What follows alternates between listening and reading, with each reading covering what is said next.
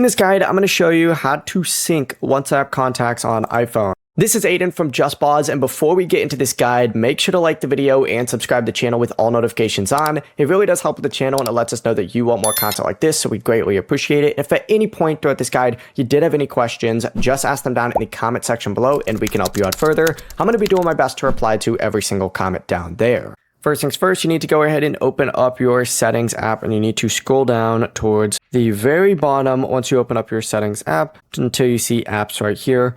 Open this up and then you need to just search WhatsApp from this list. Open this up, you're going to see a bunch of different stuff on here. Look for contacts right here, select it and make sure WhatsApp has full access instead of like limited access or no access.